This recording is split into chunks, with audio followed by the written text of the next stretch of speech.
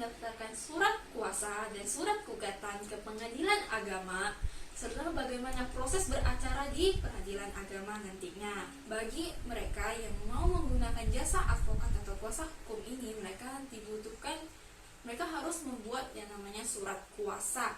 Nah, surat kuasa ini berbentuk tulisan, tetapi bagi orang yang buta huruf tidak bisa membuat, maka mereka boleh menggunakan surat kuasa lisan, tetapi nanti lisan tersebut dikonvert ke dalam tulisan dan surat kuasa tersebut diajukan bersamaan dengan surat gugatan.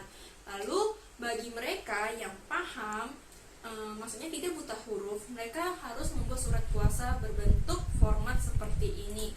Saya tunjukkan di sini yang judulnya itu surat kuasa. Nomornya nanti diisi itu biasanya nomor surat atau nomor kepala dari pengacaranya sendiri atau kuasa hukum itu. Yang bertanda tangan di bawah ini atas nama siapa dicantumkan. Ini adalah diisi dengan nama pemberi kuasanya. Beralamat di jalan mana, pemberi kuasanya ini tinggal di mana, lokasinya di mana. Kalau misalnya di Jakarta Pusat, kalau misalnya di Batam, kalau misalnya di Medan tulis Medan, dapat diganti sesuai dengan kebutuhannya. Disebut sebagai pemberi kuasa. Lalu dalam hal memilih tempat kediaman hukum atau domisili di kantor kuasanya tersebut di bawah ini dan menerangkan dengan ini memberi kuasa dan wewenang kepada siapa advokat yang dia pilih. Jika advokatnya lebih dari satu, maka cantumkan saja nama-namanya ya. Para advokat yang beralamat di kantor hukum mana? Nah, jadi cantumkan juga alamat kantor hukumnya. Bertindak baik secara bersama-sama ataupun sendiri-sendiri, yang untuk selanjutnya disebut sebagai penerima kuasa. Nah, untuk orang yang biasanya membutuhkan jasa-jasa advokat ini, mereka membuat surat kuasa jenis khusus, yaitu surat kuasa khusus. Makanya di sini diberi batasan khusus. Di sini harus dicantumkan dengan jelas apa yang harus dilakukan atau apa yang boleh dilakukan oleh si penerima kuasa, karena jika tidak, maka si penerima kuasa tidak dapat melakukan apapun yang tidak diatur di dalamnya. Nah, di sini mari kita lihat bertindak mewakili. Kalau kita membahas yang namanya perdata, maka di sini harus ditulis mewakili.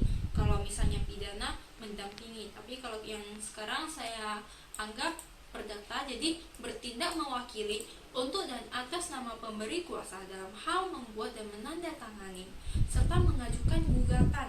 Gugatan apa? Misalnya gugatan non-prestasi, perbuatan melawan hukum, atau gugatan cerai ke pengadilan. Pengadilan mana? Karena sekarang yang kita bahas adalah pengadilan agama, maka pengadilan agama berlokasi di mana? Jika di Batam, maka pengadilan agama Batam. Akibat perbuatan apa?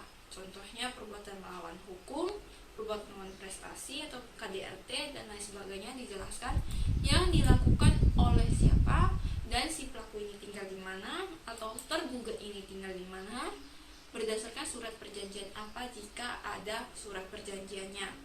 Untuk itu penerima kuasa dikuasakan untuk membuat dan menandatangani surat-surat menghadap instansi yang berwenang, melihat dan mempelajari berkas perkara, berita acara, meminta keterangan-keterangan, meminta penetapan-penetapan, putusan, dapat mengambil segala tindakan yang penting, perlu dan berguna sehubungan dengan menjalannya perkara, mempertahankan kepentingan pemberi kuasa, membalas perlawanan, serta dapat mengerjakan sesuatu pekerjaan yang umumnya dapat dikerjakan oleh seorang kuasa, guna kepentingan tersebut di atas. Nah, ini harus benar-benar detail dan rinci. Dan selanjutnya mewakili pemberi kuasa sebagaimana lazimnya pekerjaan seorang advokat. Selanjutnya kuasa ini dengan tegas diberikan hak substitusi dan hak retensi. Lalu nanti ditulis misalnya lokasinya di Batam, dan kalau misalnya lokasinya di Jakarta, terus nama, tanggal dan tempatnya, bulannya itu. Lalu penerima kuasa dengan materai dan pemberi kuasa materai tanda tangan. Itu adalah format dari surat kuasa. Lalu bagaimana cara mendaftarkannya? Biasa surat kuasa ini didaftarkan pengacara atau kuasa hukum ke kepanitraan hukum. Mereka juga harus membawa berkas-berkas seperti yang pertama, surat kuasa yang telah ditandatangani itu dibawa dalam jumlah rangkap 3. Lalu berita acara sumpah dibawa juga dalam rangkap 3, sama kartu tanda advokatnya dibawa dalam rangkap 3 jumlahnya ya. Lalu mereka juga harus melakukan pembayaran ke rekening BNI, nanti ada diberikan rekeningnya dan jumlah yang harus mereka transfer. Kalau semua berkas ini sudah lengkap, maka didaftarkan ke kepanitraan seperti yang saya jelaskan tadi. Nah, setelah surat kuasa sudah selesai, berikutnya adalah surat gugatan. Bagaimana dengan surat gugatan? Format surat gugatan adalah seperti ini. Di sini dapat diisi lokasinya, misalnya Batam, terus tanggal, bulan dan tahunnya di sini. Lalu kepada Yati, ketua pengadilan, karena kita ada ketua pengadilan agama, maka agama apa? Agama Batam misalnya ya, di Batam. Perihalnya tentang apa? Jadi permasalahannya mengenai apa? Tulis di sini perihal. Dengan hormat, dengan ini yang bertanda tangan di bawah ini, jika sudah menggunakan kuasa hukum, maka yang membuat surat gugatan ini adalah atas nama si kuasa hukum. Oleh karena itu yang diisi di sini adalah nama kuasa hukum yang merupakan advokat dari kantor mana, dan kantor ini beralamat di mana, dicantumkan dengan jelas. Lalu bertindak berdasarkan surat kuasa khusus tanggal berapa dan nomor berapa dicantumkan di sini juga. Dalam hal ini bertindak untuk di atas nama klien kami, kliennya namanya siapa, beralamat di mana, dan untuk selanjutnya dalam surat gugatan ini mohon disebut sebagai penggugat. Setelah itu dengan ini mengajukan gugatan apa sesuai yang dinyatakan dalam surat kuasa. Misalnya contohnya gugatan cerai, maka di sini ditulis juga gugatan cerai terhadap nama si penggugat dan nama si tergugat, dan tergugat ini beralamat di mana, yang untuk selanjutnya dalam surat gugatan ini mohon disebut sebagai tergugat. Adapun duduk perkara atau posita gugatan, contohnya gugatan cerai, ini antara lain kami uraikan sebagai berikut. Nah, posita itu adalah rangkaian atau kronologis peristiwa hukum kenapa dia mau mengajukan gugatan, dan posita ini harus bersesuaian dengan petitum yang nanti akan dicantumkan di bawahnya. Jadi jika positanya menceritakan mengenai apa di petitum, apa yang akan dia minta itu harus bersesuaian, tidak boleh bertentangan. Jadi kalau misalnya di atas dia menceritakan mengenai bagaimana sang suami melakukan kekerasan, atau bagaimana sang suami tidak menafkahi keluarganya, apa-apa segala macam, di bawahnya misalnya dimohon untuk menyatakan bahwa mereka telah bercerai atau apa segala macam. Jangan tiba-tiba malah membahas ke bagi harta gonong gini. Lalu di bawahnya subsidiair, apabila majelis hakim menilai lain maka mohon putusan yang seadil-adilnya. Demikian gugatan ini kami buat dan sampaikan. Atas dikabulkannya gugatan ini kami ucapkan terima kasih. Tertanda kuasa hukum penggugat. Jika yang membuat surat gugatan ini adalah penggugat sendiri dan tidak menggunakan jasa kuasa hukum, maka di sini cukup cantumkan nama penggugat dan tanda tangan nama penggugatnya. Itu adalah format surat gugatannya.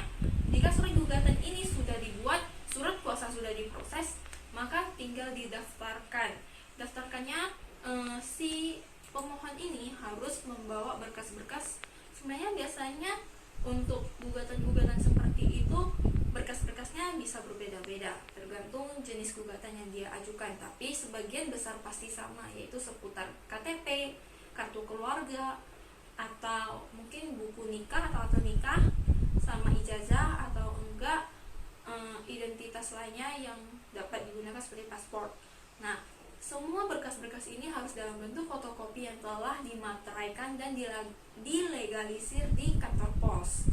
Nah, setelah sudah semuanya berkas dilengkapi, surat gugatan sudah dibuat, surat kuasa sudah selesai, semuanya sudah lengkap, tinggal tunggu dari pihak pengadilan mengirim email ke kita. Jadi nanti pas kita membayar biaya panjang akan diminta email kita. Lalu setelah tunggu nanti diberitahukan tanggal sidangnya kapan, hari apa, jam berapa, diberitahu, kita tinggal datang.